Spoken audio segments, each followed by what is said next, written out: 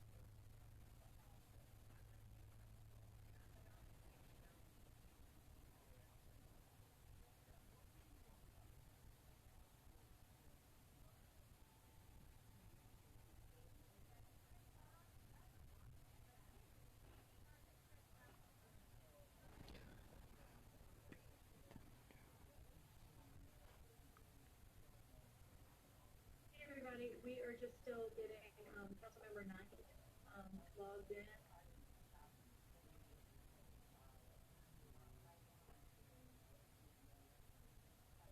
And then we'll get started. How many have registered? Right now, the last I checked was over 300. But we're going to keep registration going, so we'll have a final count, I guess, at the end of the meeting. Okay.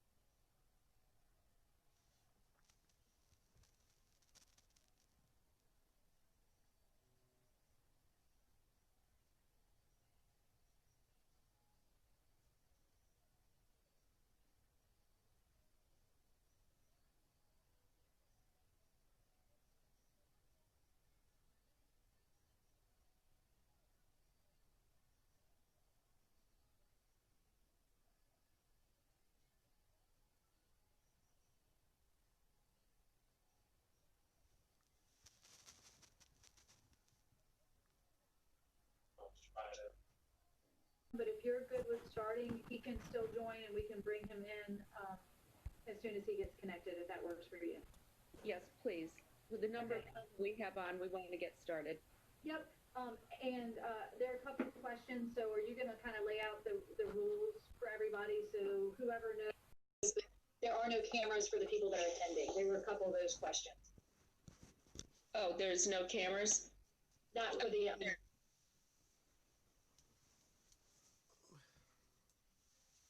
public that's attending. Some people had questions if their cameras needed to be on, and they don't. So it's the typical public comment, public hearing format that we've been using. Okay.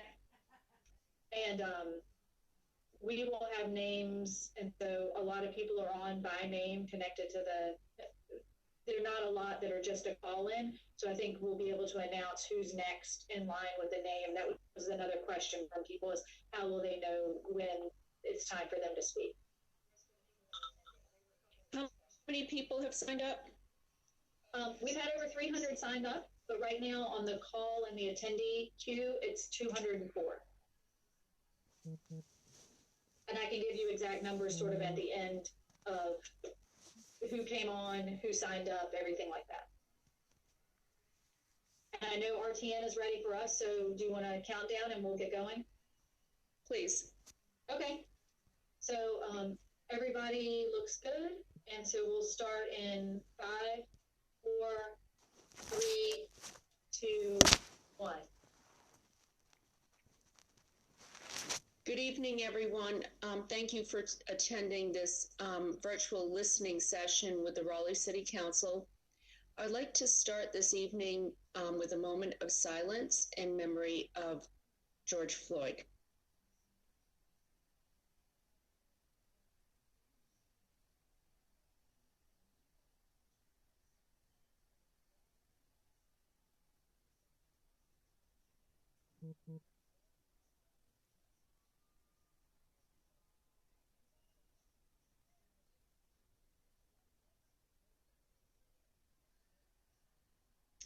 So this has been a painful and emotional week for Raleigh. Each one of us has experienced the events of the past 6 days differently. All deserve to be heard. Our community is diverse and our range of perspectives is broad. Last evening, I watched and was inspired by President Obama's town hall on police reform. They have committed to taking action on many of the specific recommendations he outlined. I look forward to working together with the council on long overdue reforms, making appointments to the police advisory board we created earlier this year. There are very important issues that need to be looked at and acted upon. Tonight, we are here to listen and to learn. Thank you for being here, and thank you for your passion and commitment to making our city a better place. This is just a first step of something much bigger that our community will build together. Let me just take a moment to review the protocol for tonight's meeting. Each speaker will have 1 minute to speak. That is less than our usual 3 minutes, but will allow us to hear from as many residents as possible. We've had more than 300 people sign up for tonight's call. We'll have a hard stop at 9:45 so staff can leave the municipal building before the 10 p.m. curfew.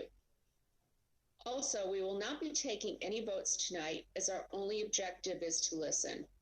Council members will not be making any statements.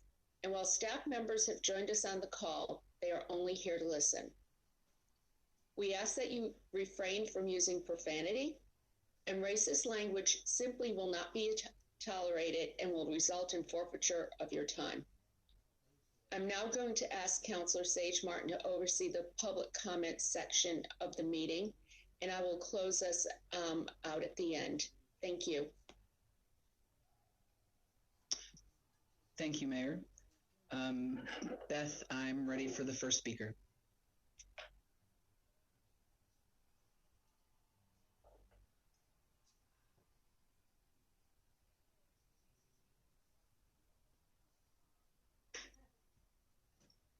The first speaker is Catherine Matishin.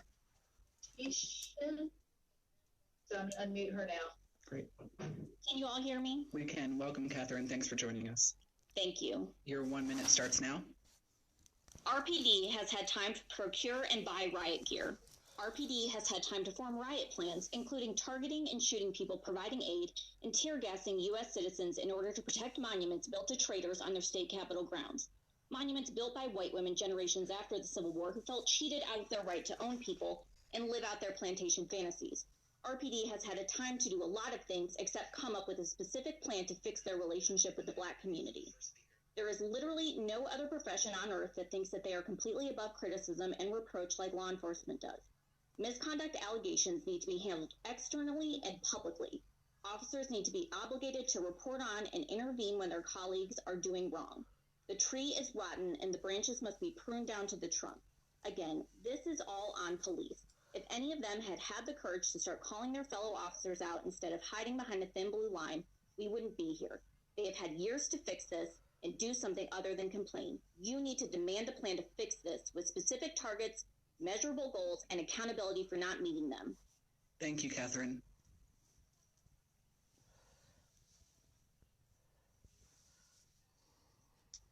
And our next speaker. Ruka Hanti. Welcome. Hi, can you guys hear me? We can, and your minute starts now. Thank you. You're welcome. I'm a wife, a mother of a rambunctious 2-year-old, a Christian, and a Raleigh resident and homeowner. I was very upset to see citizens tear gassed in Raleigh this weekend. In recent days, Chief Deck Brown has said law enforcement is at a reckoning point, and also that the chief has to be the leader. Therefore, I'm calling on her and other city leaders to lead by taking the following actions. 1, conduct a formal review of the events in Raleigh this weekend. 2, update Raleigh Police Department policies to include requiring de-escalation where possible and explicitly banning chokeholds. 3, improve adherence to existing duty to intervene policies. 4, do not build any more police stations in Black neighborhoods. 5, have the police department directly hire social workers to work with police on non-criminal calls, particularly when responding to mental health and drug overdose calls. I've never attended a Raleigh City Council meeting. For joining us tonight. Thank you. Have a great night. Our next caller.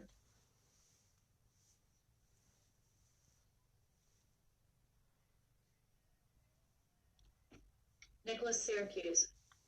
Can you hear me? Welcome, Nick. Yes, we most certainly can. Thanks very much. You're welcome. In light of recent events, Raleigh has been in uproar. Amidst calls of resignation, ad hominem attacks, and polarized controversy, please recognize that our requests are not radical. They are only ethical. The budget before you reflects the violence of the status quo. It offers no progress to the Black community, but rather maintains a heavily militarized police force with little accountability. The community demands the following. First, you must vote against the proposed budget, which allocates $111 million to the RPD without questioning its implications. These dollars will be better reallocated towards affordable housing, public health solutions, and addressing the racial wealth gap with real community investment. Second, we need a police advisory board which has legitimate power. According to your own website, the board does not, quote, conduct investigations, hear testimony, or contribute to disciplinary action, nor does it respond to citizen complaints or collect data. The board must be empowered to affect policy and directly hold police accountable. Third, we demand a vote to hold an independent investigation to hold into the police response to protesters. The RPD must be held accountable. I would like to leave you with this question. Have you already decided to vote for joining us tonight? Thank you. You're welcome. Our next caller.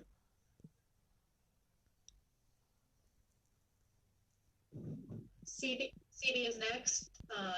Somebody declined their position. Great. Hello, can you hear me? We most certainly can. Thanks for joining us. Okay, thank you. Hi, my name is Caroline. I'm an Asian American student at NC State who, like many people here, are appalled at the violence the Raleigh PD has inflicted on peaceful protesters. I first want to start off by asking which council member disagreed in creating a report for police brutality. Whoever it was, your concern for undermining the Raleigh Police Department was already established when protesters were tear-gassed.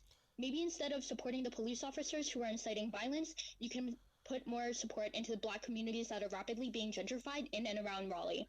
The destruction of property is not even comparable to the amount of Black lives that the police have taken in this state and country. How can you equate such a thing? If you want to dismantle systemic racism, defund the police. Put more money and resources into Black communities and communities of color. We're all done waiting. Thank you. Thank you so much, Caroline. Our next caller. Caitlin Phillips. Hi, Caitlin. Thanks for joining us tonight. Your 1 minute starts now.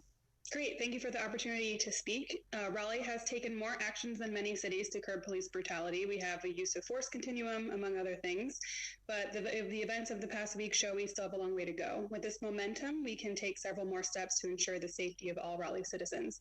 We should ban the use of chokeholds by police in any context, ban or restrict police from shooting at moving vehicles, and require de-escalation training not once, but regularly for all officers. These are not just bleeding heart wishes, but evidence-based policy recommendations.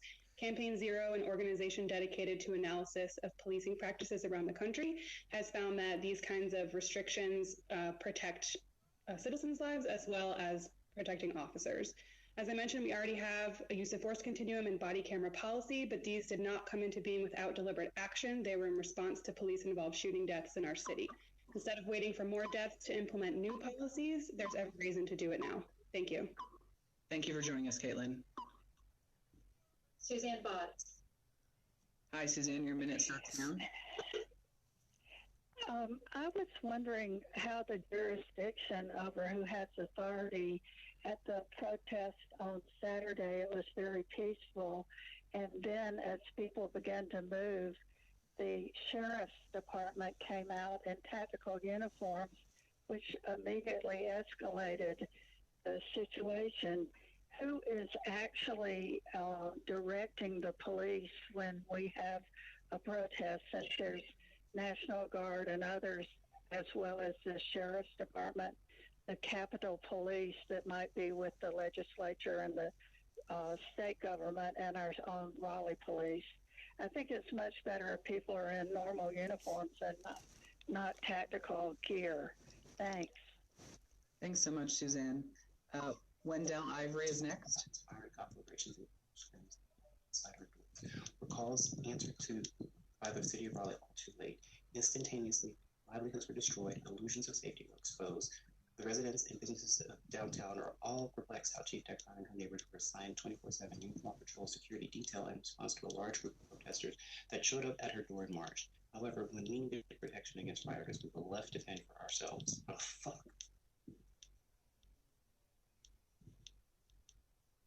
Okay, thank you for joining us, Beth. We'll move on to the next person, please.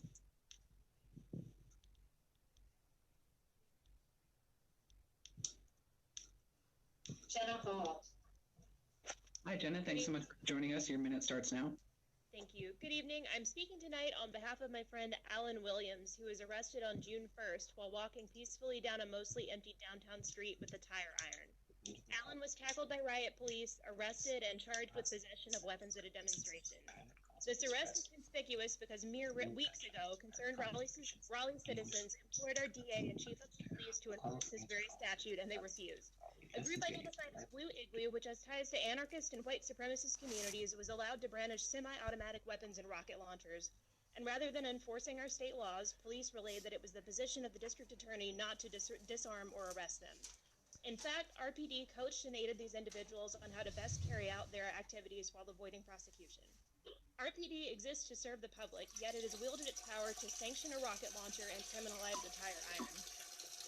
It's an abuse of power and discretion, and ironically the same injustice that leaves us no choice but to demonstrate in the street. Thank you, Jenna. Next, we have Wanda Gilbert Coker. Wanda, are you with us? Yes, can you hear me? We can. Will you hold on for 1 second, Beth? I'm hearing, are other council members hearing other voices? I'm hearing other voices. Okay. Beth, are you all working on that? Yeah, I think we are. Thank you. Okay, great. I just wanted to make sure.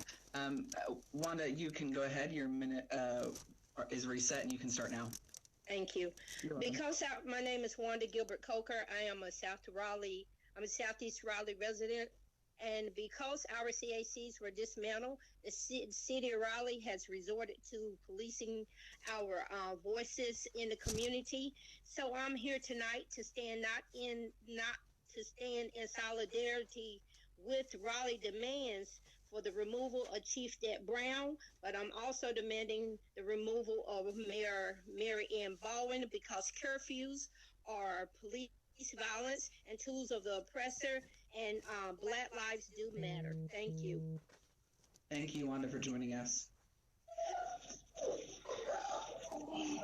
Next, we have Kara Kai Sanders. That's me. Can you hear me? Hi, Kai. We can. We have quite a bit of background noise, so if you could speak up, that'd be great, but your minute starts now. Perfect. Thank you so much. I lost 5 seconds, by the way. You're good. First of all, I just want to say thank you to everybody who is working to beautify downtown Raleigh and put up the murals to signify some unity. I think that's a great thing to do. There are 4 things that I would appreciate you guys looking into.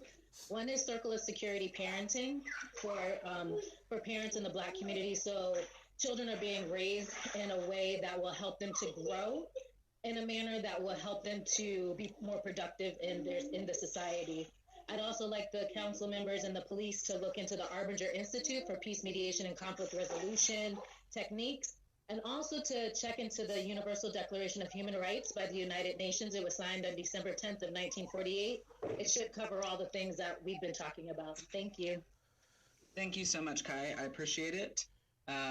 Next, we have Dion Barreto.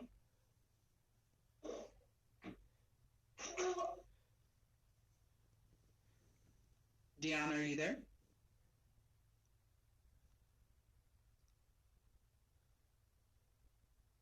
Okay. Who is next, Beth?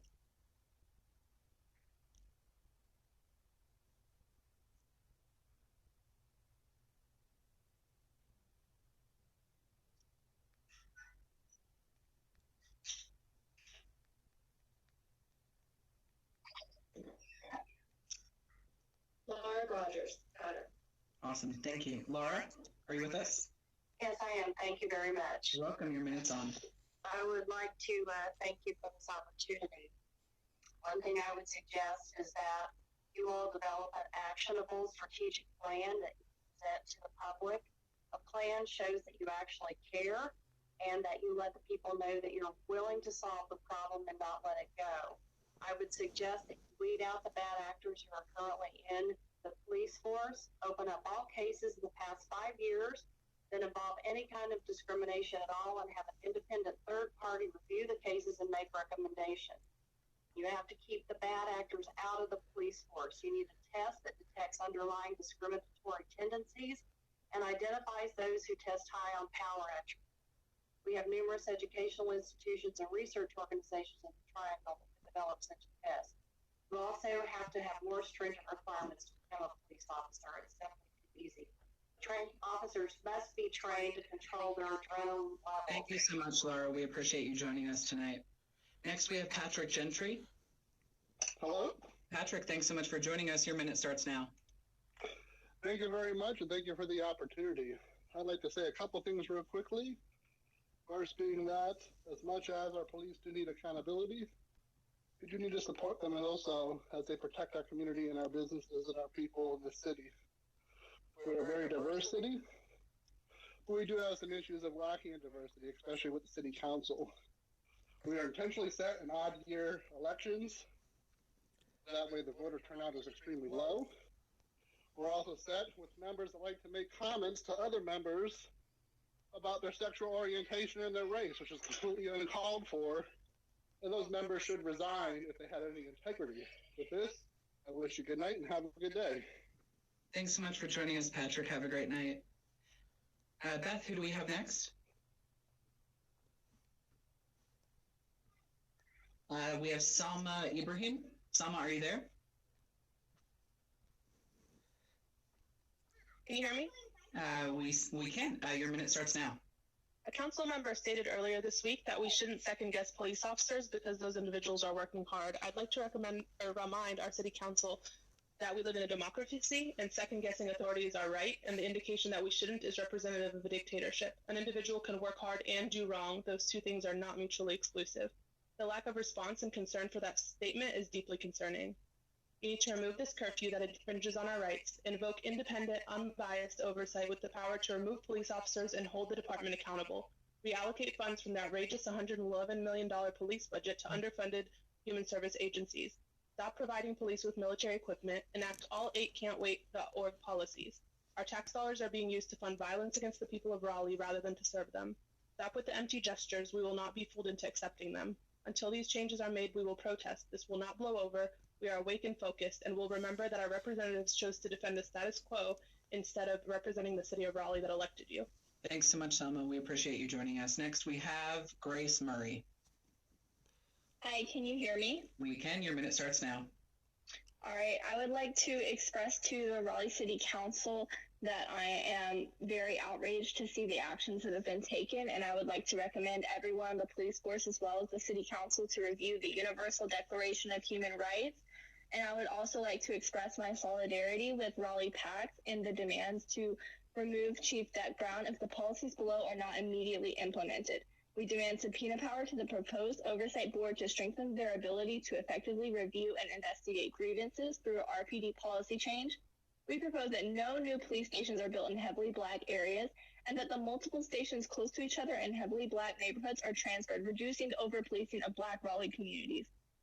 We demand a policy requiring officers to intervene when a fellow cop becomes overly abusive to a detainee. And we demand an investment in the community-led health and safety strategies instead of increasing investment in police. Thank you. Thanks so much, Grace. Scott Bass, you're next. Are you with us? Yes, I am, and I hope you can hear me. I'll try to be quick.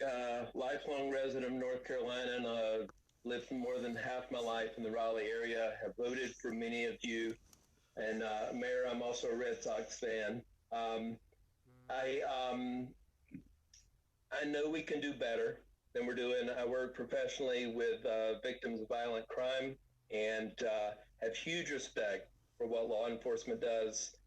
And I know it's not simple, but I know we can do better. And I want to yield the rest of my time to someone else who is less likely to be heard. Thank you. I just want to say, go Sox. We are going to start a fight here, Mayor. Thank you, Scott, for joining us. Next, we have Christine Sloan. Thanks for having us. Okay. As someone who was born in Raleigh, I'm on the call today to ask that the City of Raleigh move beyond listening and take concrete steps to defund and reform the City of Raleigh Police Department. The proposed fiscal year 2021 police budget for the City of Raleigh is $111.7 million, representing about 19% of the total budget. In contrast, your budget proposes spending only $1.2 million on economic development and $2 million on community engagement. This is unacceptable. In addition, I urge the city to implement and enforce bans on chokeholds and strangleholds, requirements for de-escalation, and bans on shooting and moving vehicles as fundamental components of police reform. More broadly, I request greater transparency in what the council has already done to advance racial and economic justice in our city, and more transparency moving forward. Thank you so much, Christine.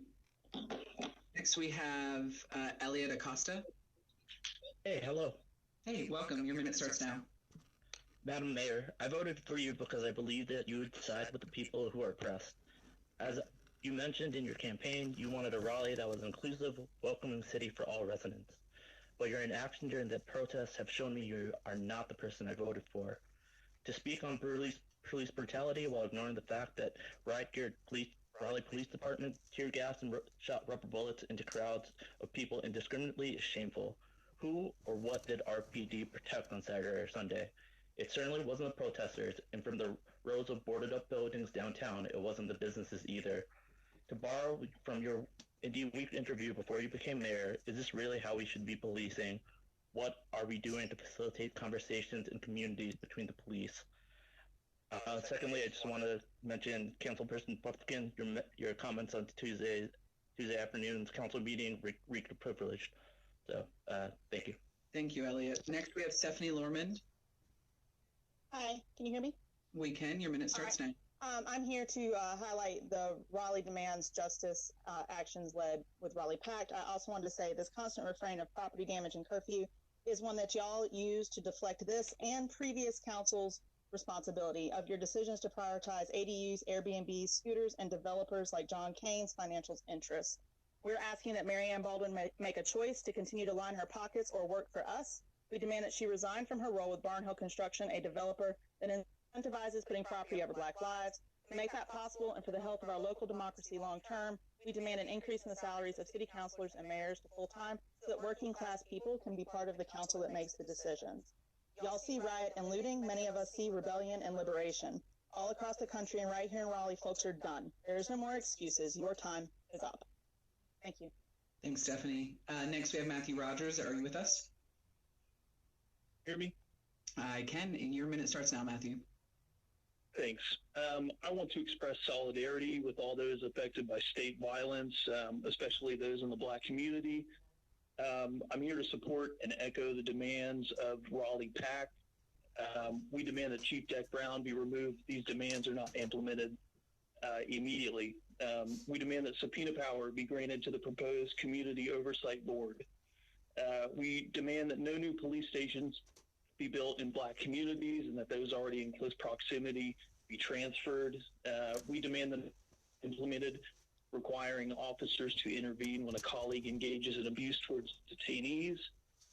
We demand investment into community-led health and safety strategies instead of increasing investment into the police force.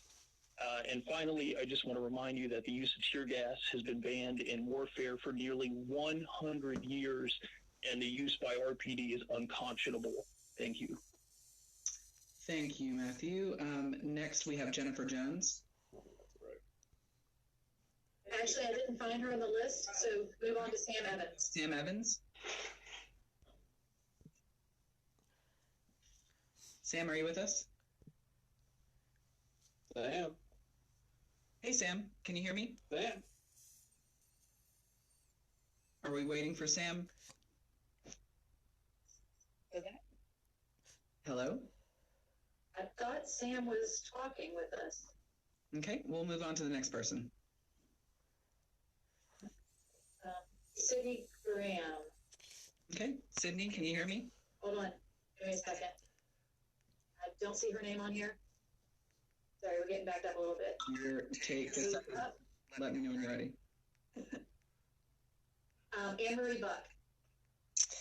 Hey, can you hear me? We can. Your minute starts now. Excellent. I would, as a citizen who works in Raleigh and has been a victim of police brutality myself by the NC State Police shutting down Packapalooza in a situation where I asked a police officer to help me find my car and ended up being arrested that evening, I would like to see officers undergo serious psychological evaluations before they are given a badge and they are given a gun. I would like to see them enforcing laws that they have taken classes in so they know the laws that they are enforcing. I would like to see them enrolled in civil rights classes so that they know the rights that they are taking away from the citizens of the people they are supposed to be protecting. That's all, and thank you for hearing me. Thanks for joining us, Anne-Marie. Next, we have Benny Koval. Benny, are you with us? Can you all hear me? We most certainly can, and your minute starts now. Black Lives Matter. This is Benny with Smash Racism Raleigh. In solidarity with the Raleigh Demands Justice Coalition, I will reiterate the demands. 1. We demand the removal of Chief Jack Brown if the policies are not immediately implemented. 2. We demand subpoena power to the proposed oversight board to strengthen their ability to effectively review and investigate grievances. 3. We propose that no new police stations are built in black areas and that the multiple stations close to each other in heavily black neighborhoods are transferred. 4. We demand a policy requiring officers to intervene when a cop becomes overly abusive to a detainee. 5. We demand an investment in community-led health and safety strategies instead of increasing investment in police. We are on the streets for George Floyd, but also for Akil, Sohail, Kairon, and countless other victims of Raleigh police. The people see right through displays of performative solidarity from the police. The same officers who are kneeling are the same officers who are stealing medical supplies, gassing and shooting at peaceful protesters, including medics. Do you understand how sick that is? Many council members have accepted money from police PACs, including you, Sage Martin, so maybe you cannot understand. We will not stop fighting for black lives until we win. Thanks so much for joining us, Benny. Next, we have Carlos Rodriguez. Carlos, are you with us? Hi, I'm a resident of Councilman Brance's district in East Raleigh. I just want to say the actions of the Raleigh Police Department over the past week have been absolutely disgusting, and they completely overshadow any minor shows of good faith that they've had with the protesters. Deploying tear gas on peaceful protesters is never appropriate, period, full stop. The tactics used by Raleigh PD over the past weekend are the same ones that we see in dictatorships and fascist states around the world. The council must slash police funding and use those funds to help the communities that have been criminally over-policed and underserved for decades. Take the funds away from flashbangs and tear gas, which they are going to be buying in the future as they've been using expired cartridges over the past few days, and use those funds that they would take on that and give them to organizations that are tackling true issues facing these communities. Also, a civilian-led oversight commission with subpoena power must be in place to investigate every single use of force and sexual assault complaint against RPD officers. Thanks so much, Carlos. Next, we have Brian Conlon. Good afternoon. Hi, Brian. Hey. So I just wanted to join my support for the demands from the Raleigh Demands Justice Coalition. The removal of Chief Dak Brown is something that is of the utmost importance, given that the Raleigh PD tear gassed a crowd containing 2-year-old children and high school students on the 30th. The Community Oversight Board needs subpoena power to effectively review and investigate grievances through an RPD policy change. No new police stations need to be built in heavily black areas, and the excess stations built close to each other in those neighborhoods should be transferred to end the over-policing of black communities in Raleigh. Officers need to intervene when a cop becomes overly abusive to a detainee, and there needs to be an investment in community-led health and safety strategies instead of more and further criminalization of communities of color. Thanks. My time. Brian. Thanks, Brian. Have a great night. Next, we have Jessica Turner. Jessica. Hi, can you hear me? We can. Your minute starts now. Hi, my name's Jessica Turner. I'm a member of Raleigh Pact. Since 2016, we've been coming to this city council for accountability, transparency, and equity in Raleigh in policing. After 4 years of dialogue, we declare that time is up. We demand action for Black lives. We demand the removal of Chief Dak Brown if these policies below are not implemented. We demand subpoena power to the proposed oversight board to strengthen their ability to effectively review and investigate grievances through RPD policy change. We propose no new police stations are built in heavily black areas. We demand a policy requiring officers to intervene when a fellow cop becomes overly abusive towards a detainee.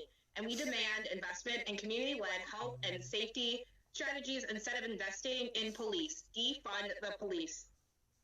We want to remind City Council that 15 months approximately is the time for elections, and we will remember on the ballot who stood up for justice and who cowered behind their position. Thank you. Thank you so much for joining us. Beth, who do we have next? The last couple names we found have not been on the call. Okay. Give us a second. Take your time. We have Aaron Dale.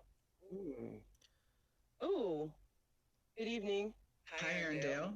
Hey, how are you?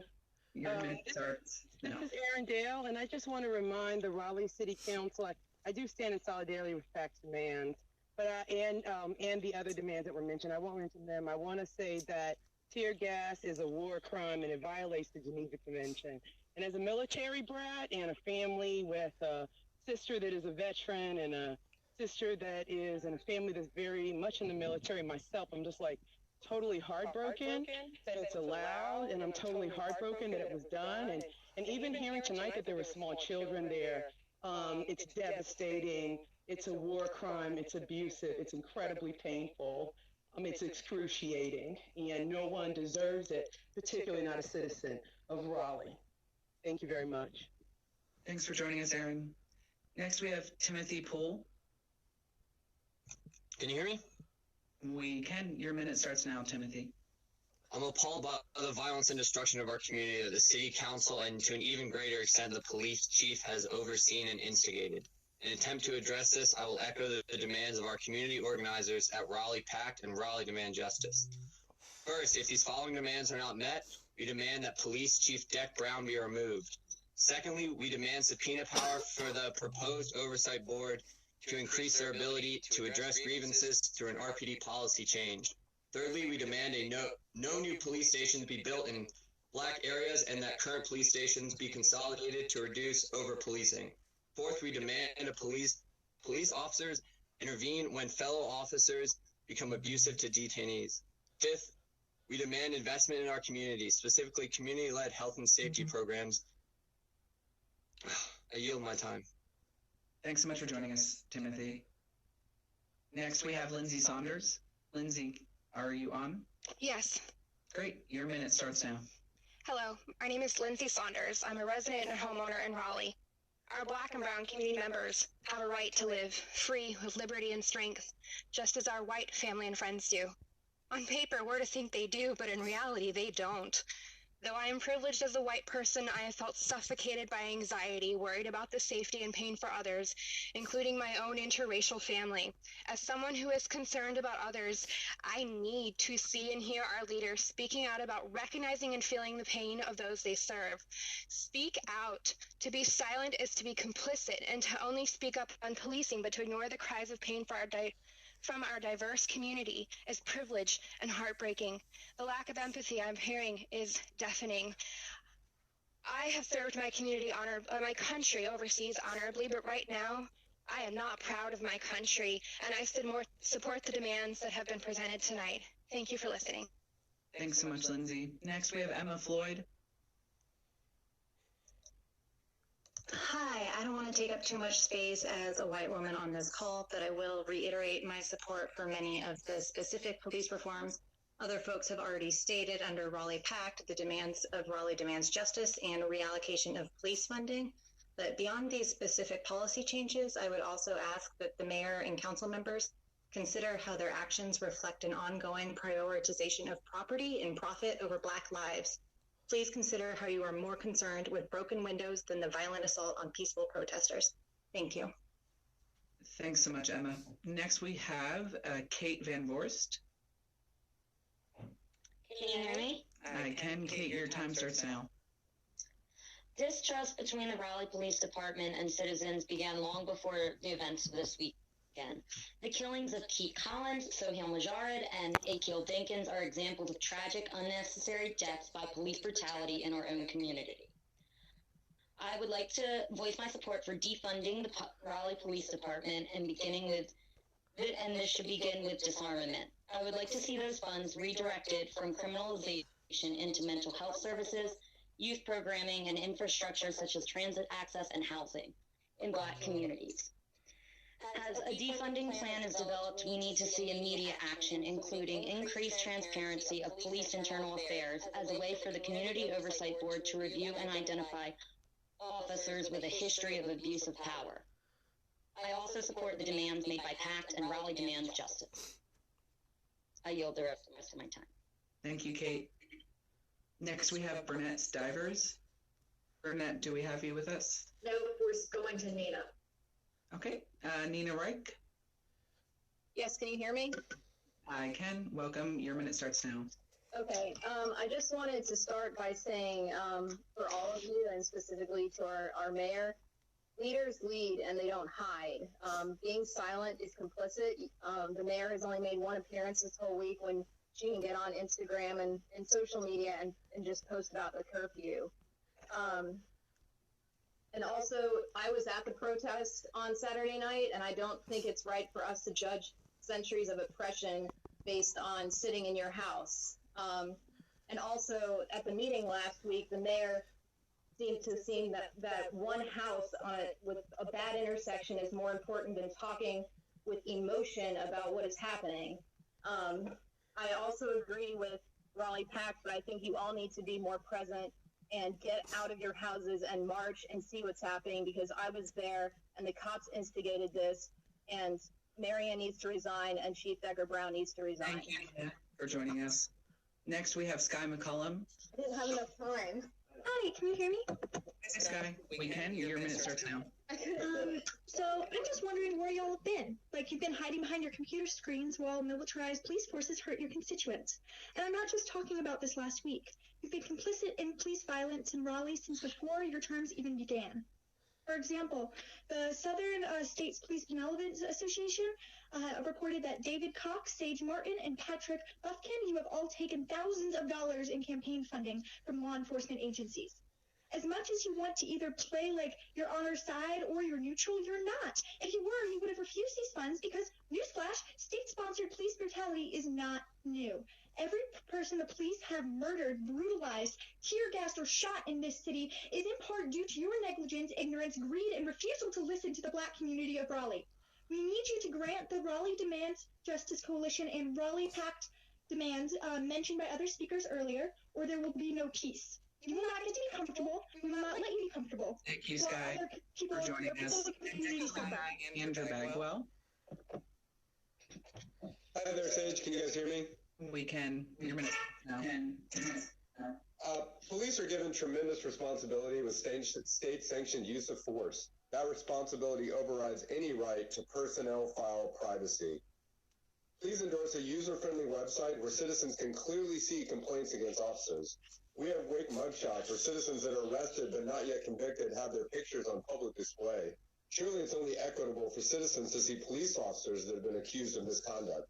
This council must act immediately. We are done with studies, self-serving council, diversity training ideas, and $111 million spent on public safety without clear, enforceable police accountability.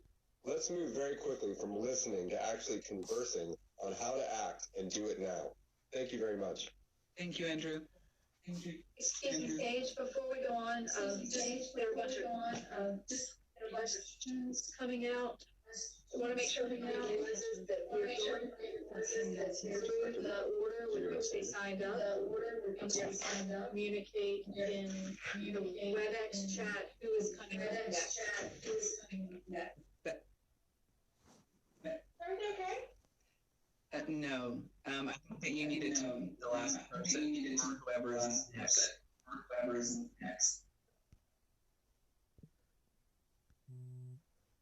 I did. I did not. There we go. No, period. No.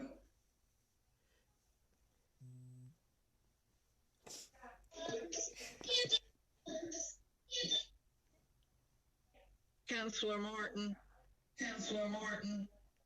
This is Gail. Could you ask the people who are reading statements to send them to us because it's hard to hear and if they'd send the statements to me, that would be great. I will do my best. Madam Clerk.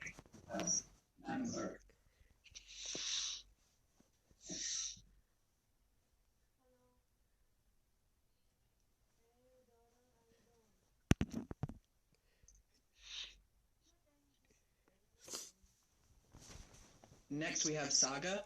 Can you hear me? We can. Thank you. So I would like to state that I was also present. And I would like to also with everyone that has stated investigation RPD. And there's a lot of questions in regards to RPD and the escalation needs to happen. I think that I also agree with the fact. And I also believe there needs to be training in regards to sexual preferences, sexual orientation. If you're asked that you stop here, please, and leave with Madam Mayor, I'd like to ask for a brief recess, if possible, while we work to fix these technical issues. Thank you. You're welcome. We'll take 5 minutes. Everyone that's online, if you can just wait, we'll get to you. I just want to make sure that we get to you. And that we can hear. Thanks.